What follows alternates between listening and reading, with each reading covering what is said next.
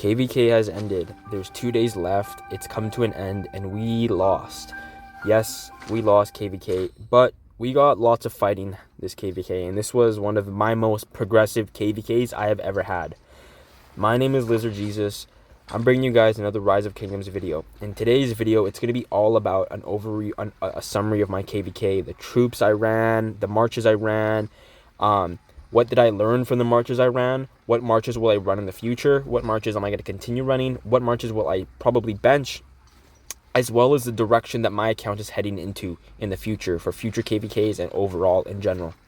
So let's jump straight into it with the pairings that I had for this KVK. In the past, when I have a boatload of troops, I am able to run 5 marches. I didn't do 5 marches this KVK because I could have afforded it on the speed ups, but we were instructed by our leadership that this KVK to not drain ourselves because we had so many enemies to deal with, and we just left our migration open in 3060. There's a bunch of dead weight. At the end of KVK, we got to go through like about 60% of the kingdom, which is a lot of players, and out of that 60% of players, we're gonna have to zero probably about half of them. The other half are gonna have to we're gonna go through that at the end of the KVK. The first march I ran was a Skippy with Honda. This is a little bit of an older march. It used to be the best infantry march in the game at a point in time. I still think it's very strong. I still run it. I still enjoy running it. The build I have is all around skill damage. Lots of boosted attack, lots of health, lots of extra skill damage. This is just, it's a strong march. It's a strong march. I still like Honda. Honda's great for the extra troops, the march speed.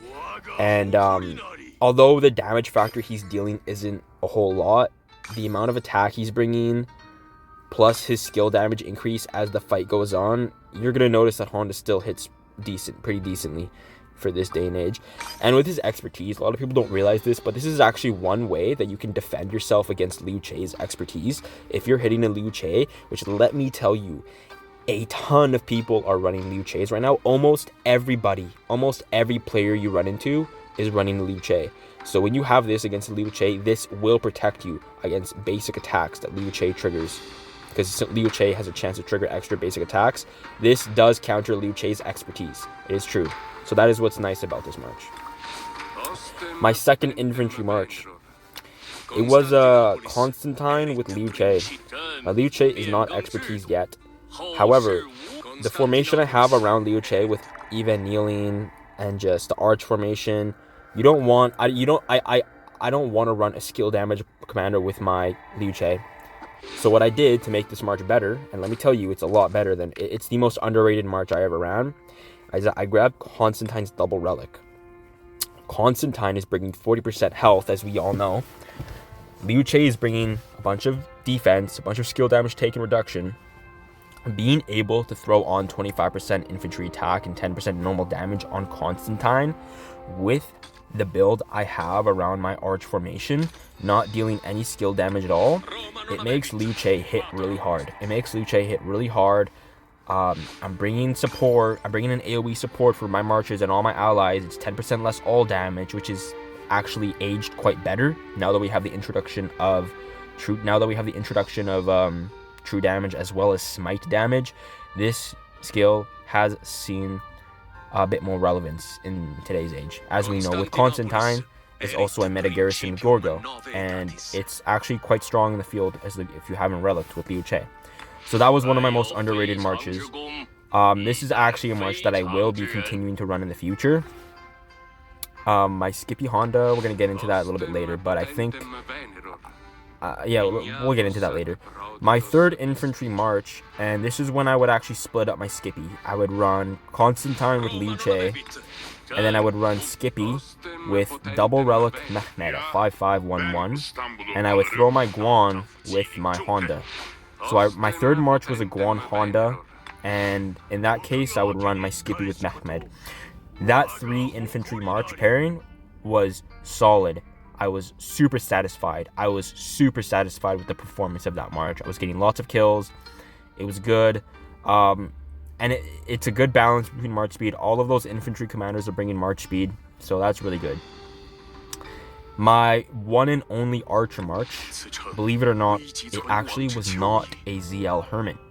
I benched ZL for the majority of this KVK strictly because I am so frustrated with the fact that ZL has 0 March speed. I'm not kidding. Him having 0 March speed at all in the open field, it just stings. It stings more for me than it does other players, because with my equipment, the moment I get swarmed by like 3 T5 marches, I'm done. And there's lots and lots of T5 and KVKs. So what I ran for this KVK was actually Herman Prime with a Relic Tamiris. Yes, the skill damage boost and skill damage synergy with Tamiris and Herman's poison stacks, plus me not having Herman's expertise, I'm never going to be hitting 25 stacks of poison anyways. Herman with Tamiris was another one of those underrated marches where just like getting that 10% extra march speed goes a long way. How much of a long way? Well, it made that much of a difference to the point where I benched my ZL. So I hope you guys just think about that for a bit. Just think about how crucial march speed is in the open field, to the point that I benched ZL so that I could run Herman Tommy. So those were my main marches as KVK. I did run Nevsky Honda and Nevsky Minamoto, but I didn't do it a whole lot. I just ran it as like my very last march when I had to kill troops. It's not something that I was actually using and getting kills efficiently with. It was more so of just, okay, my archers and infantry are all in the hospital. It's time for me to just kill my troops. So I killed a lot of my calves. My deads at the end of KVK, I have half a million deads. I didn't have a whole lot of troops going into this KVK. We also, like I said at the beginning of the video, we were instructed to not drain ourselves as KVK. I just want to let that be known, because I know 3060 is gonna catch a lot of rift for being a deadweight kingdom. Look, we just left our migration open last KVK. I could go through the mails with you that my leadership sent out about how we're not draining ourselves as KVK, and at the end of KVK, we're gonna evaluate like 60 to 40% of the entire kingdom, and just we're gonna try and find out who's really active and who just, maybe there's players who are just like kind of casual. I don't know. We're gonna organize this kingdom. This kingdom is going through big reorganization right now, but that's the reason why I didn't kill more troops than I had. We did get locked out of Kingsland pretty early as well, so there wasn't a whole lot of fighting for us. Yeah, so that's that with my commander pairings. Now, let's move into the second part of the video, and that is, what pairings will I run in the future, and who am I benching? Well, you know what? I gotta be honest with you. I think the one pair that I'm gonna keep running is gonna be my Constantine with Liu Che, man. Once I expertise my Liu Che, I'm taking him to level 60. I just crafted the newest accessory. Well, not the newest, my newest accessory, Concealed Dagger. I know with Liu Che's expertise, this triggers a lot more, so that's going to be better. I like the build I have around Constantine with Arch Formation. It's just like, there's just more bonuses to normal damage. I'm not dealing any skill damage, which is just nice. A lot of tankiness, extra damage dealt. So I'm going to keep this one. And in the future, the one commander that I will be benching completely, and I'm thinking next KVK, it's time for him to stop being used anymore, that is the Mehmed. Mehmed's at 5511 double relic. It's the utility that Mehmed brings is good because he doesn't care about what troop type you bring. He's just your stat stick. You throw him behind any commander as long as you have his relic. You get 30% extra health and just a boatload of skill damage boosted. Even at 5511, however, he's not bringing enough extra troops to really make a difference, and he's also not dealing enough damage to really make a difference. Unfortunately, I think if you're going to be using Mehmed in this days and age, not only does he have to be double relic, but I think he kind of has to be expertised, or at the very, very least, a 5515. If you were just entering KVK 3, or if you were entering your first season of Conquest, a double relic 551 Mehmed will still be strong, and I recommend you use him. I am not entering my first season of Conquest. I am in an endgame kingdom that's going to be Imperium for a little while. We're going to be going up against tough kingdoms. I cannot get away with using 5511 Mehmeds in a kingdom like 3060. So Mehmed is a commander that I'm going to be benching in future KVKs. Another commander that I'm going to be benching in future KVKs, and I know a lot of people are going to give me some rift about this because he's still kind of strong, and I made a video about him recently, actually, about how there's a few places I still think you can use him, but just not with my account, and that's Guan Yu. I think, like, it's really, really going to matter what we see in the next Cav cycle where Guan Yu stands, because as we know, Ragnar is coming into this game. Yes, Ragnar Prime will work good behind Guan Yu. However, I think Ragnar Prime's place is going to be with Skippy. And before you run Guan Ragnar, I think Ragnar Honda might even be better, honestly. There's just more synergy. There's just more synergy there with Ragnar Honda. So Guan Yu is a commander I will be benching in future KVKs. And yeah, that's it. Another commander that I am looking at benching is Nevsky. I mean, hey guys, look, we're getting new Cavs in like 1 month. Chances are that if that one's an AoE, it's going to be game breaking. And like, I'm not saying Nevsky's bad. I still think Nevsky's a great commander. And if you have him at 5551, that's a great starting point for your Cavs. But Nevsky's aged, man. I'm sorry, but Nevsky's just getting aged. 2300 is not 2300 damage factor is not the highest damage factor anymore. He only has his health when you're outside of Alliance territory, which means that the moment you guys start to lose in KVK, you're not getting a 20% health bonus anymore. And he's just significantly so much worse without that health. So I think Nevsky's a commander that I'm going to look towards benching, or just keep him as how I ran him in this KVK. And that's, I don't run him in my main lineup. He's a commander I run when my hospital's full and I'm really just trying to kill off extra Cav troops. That's probably where Nevsky's going to stay. So yeah, commanders that I will not be benching. I'm not benching Skippy. I'm not benching Honda. I'm not benching Constantine. I'm not benching Liu Che. I'm not benching Herman. I'm also not benching Tamiris. That Herman Tommy combo, I'm just going to tell you guys straight up, is super underrated. Now, ZL. ZL. I have my equipment on ZL because he's in my canyon right now. I really don't have fun when I use him in the open field. I don't have fun using ZL in the open field. He's just got too little march speed. ZL I enjoyed using when we were defending. Not in the open field, but when we were defending flags, defending fortresses. They're in our territory. You don't have to march around as much, so that's a good time to use ZL.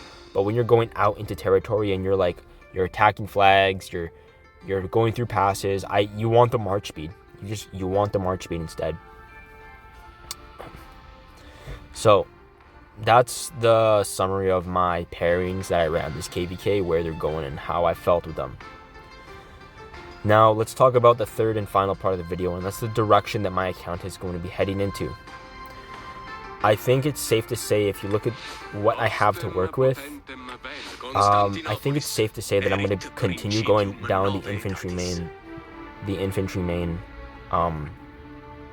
route. And I'm going to tell you what I plan to do is that my next expertise is going to be a Liu Che, and I'm planning on running that with Constantine. And then to replace my Honda, which I do think we're moving into a time where I think Honda is potentially looking at a bench place, which I hate to say it because Honda is my favorite commander. But these days, the only thing that I really like Honda for is just the extra troops and this expertise to counter Liu Che. Ragnar Prime. Raggy Prime, man. This is going to be the next expertise I have. If I can expertise Ragnar Prime, like, let's say before, I don't know, maybe like before March of 2025, I think I'll be at a good spot. I can then run Ragnar Honda. I can run my Ragnar Honda together, because I ran that March a lot in Canyon when we were allowed to test the March with Ragnar, and trust me, Ragnar Honda just has great synergy. He's bringing skill damage, taken reduction, defense, normal damage reduction. Normal damage reduction is so good against Liu Che. Plus, with his expertise, he's going to be defending himself more against Liu Che's expertise, as well as there's going to be lots of synergy with the additional damage you're getting. March speed reduction, it's good. Now, I can run, once I expertise my Ragnar, I'll be able to run Ragnar Honda. Then I can run Skippy with Liu Che, and I will be looking at a really solid spot for 2 infantry marches. That will be a really solid spot for 2 infantry marches, and the best part about it is if I want to bring a support march, I can just run my Liu Che with Constantine, and then run my Skippy with Ragnar, or Ragnar with Skippy. So that's the direction my account is going to be moving towards, is going to be a more infantry focused account, built around 2 infantry, 1 archer, and at some point, if Guan sees a revival, 3 infantry and 1 archer. I have to finish my 2 infantry lineups, my 2 infantry marches, before I can really finish and get solid on my 1 archer march. I think cabs I'm going to save for later. The reason why I'm going to save cabs for much later is just because we don't have a strong AoE cab right now. I don't feel comfortable investing in Nevsky right now just because of his age, and not only his age, like, I'm a pretty frequent low spender. I would much rather just get Nevsky from the daily specials than invest in him. Truthfully with you. Like, truthfully, I would much rather just grab Nevsky from the daily specials than invest in him, like, ever. At all. So yeah, that's the direction that my account is going to. I'm gonna see if I have some reports for you guys. Okay, so towards the end of KVK, I took a city swarm. And I have some reports for you guys. This is my ZL with my YSS ZL garrison. Yeah, I mean, I took a lot of swarms. I did this on purpose. It was like I said, it was towards the end of KVK. Like, I didn't really want to spend speed ups on fighting in the open field. I said, hey, what's one of the better ways for me to just get pure kills right now without suffering any deaths? And that was to just take a city swarm. So I took a city swarm at the end of my KVK just to get what little kills I could get. Whatever. I have some more battles here. Hold on. Let me just go through them. So this is when I was running my Skippy Liu Che. I thought this was a pretty decent trade, considering that the person I was going against was a T5 and I'm T4. So I thought that was pretty solid. Yeah, in the future, my ideal 2 infantry setup would actually be Skippy Liu Che and then Ragnar Honda. That would be my ideal 2 infantry march setup. However, I will be fine with Liu Che Constantine and Ragnar Skippy.